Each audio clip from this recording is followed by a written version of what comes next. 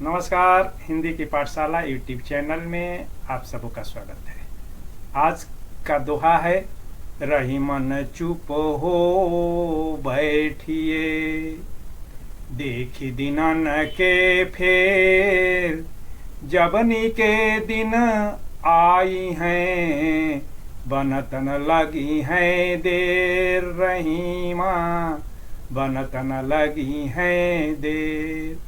संदर्भ वहीं रहेगा कि प्रस्तुत दोहा अब्दुल रहीम खान खाना रचित कृतियों के संग्रह रहीम ग्रंथावली के दोहावली खंड से लिया गया है और जिसका संग्रह विद्यानिवास मिश्र ने किया है। और प्रसंग वही है कि जहांगीर के द्वारा रहीम को दरबार से निकाल दिया जाता है। रहीम के दुर्दिन चल रहे हैं, यहाँ तक कि मधुकरी यानी कि भिखमंगी तक की स्थिति आ गई है। बावजूद उन्हें अपने पर विश्वास है कि और समय पर उनको भरोसा है, भाग्य पर भी भरोसा है कि एक न एक दिन समय फिर करवट लेगा। उस दिन का इंतजार करना पड़ेगा। अगर उतावलापन करेंगे तो काम बिगड़ेगा ही। धैर्य के साथ समय का इंतजार करने की यहाँ पर वकालत करते हैं या सुझाव देते हैं। अब इसमें शब्दार्थ है तो दिनन यानी कि दिन होता है, फेर का मतलब फेरा यानी कि समय का बदलना, और नीके माने अच्छे दिन, आई है माने आएगा, और बनत माने बनते, न लगी है देर यानी कि देर नहीं लगेगी। तो सरलार्थ इसका है कि रहमान कवि कहते हैं कि जब खराब समय चल रहा हो तो मौन रहने में ही भलाई है। शांत चित्त रह करके समय की प्रतीक्षा करनी चाहिए, क्योंकि हमेशा एक जैसा समय नहीं रहता है।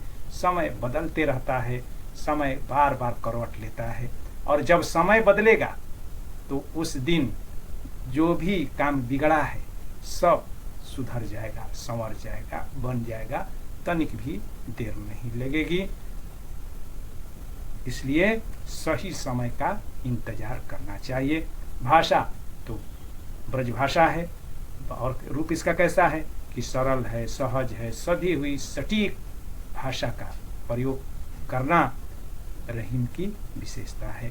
और शब्दों का ऐसा चयन इन्होंने किया है कि जोर जबरदस्ती से, जैसा कि उस काल के कवियों का स्वभाव था, अलंकार ढूंढ ढूंढ करके, चुन चुन करके अपनी रचनाओं में डालते थे, वैसी नौबत इनके साथ नहीं है। जो भी अलंकार का प्रयोग इनमें मिलता भी है वह स्वाभाविक ही है। तो और इससे उसमें गीत के तत्व भी आ गए हैं, यानी कि इनकी रचनाएं संगीत तत्वों से भरी हुई है। इसीलिए भारत में गाए जाने वाले गिने चुने कवियों में से बिहारी, कबीर, सूर, तुलसी के साथ साथ रहीम का भी नाम आता है। अब इसमें छंद तो दोहा छंद है, गिन लेते हैं। इसमें भी 24 मात्राएं होती है, और र में 1, ही में 1, म में 1, न में 1, चू में 1, प में 1, हो में 2, बै में 2, ठी में 1, ए में 2, दे में 2, खी में 1, दिनन 1 1 1, के में 2, फे में 2, र में 1, तो 3 2 5 6 2 8 2 10 11 2 13 हो गया। 2 3 4 5 6 2 8 2 10 1 11 13 11 24 मात्राएं हो गई। ऐसे भी यहाँ भी 24 मात्राएं होंगी। अब अलंकार तो बताया हूँ कि जहाँ युक्त उत्तर दिया जाता है, समस्या का समाधान दिया जाता है या कारण क्यों, तो उसका उचित निदान दिया जाता है, उसके प्रभाव का आकलन किया जाता है। तो वहाँ पर काव्यलिंग और काव्यलिंग अलंकार होता है, और उदाहरण के द्वारा समझाया जाता है तो दृष्टांत अलंकार भी होता है। तो यहाँ पर काव्यलिंग अलंकार है, दृष्टांत अलंकार है, और द की आवृत्ति हुई है, दिनन दिन दिन।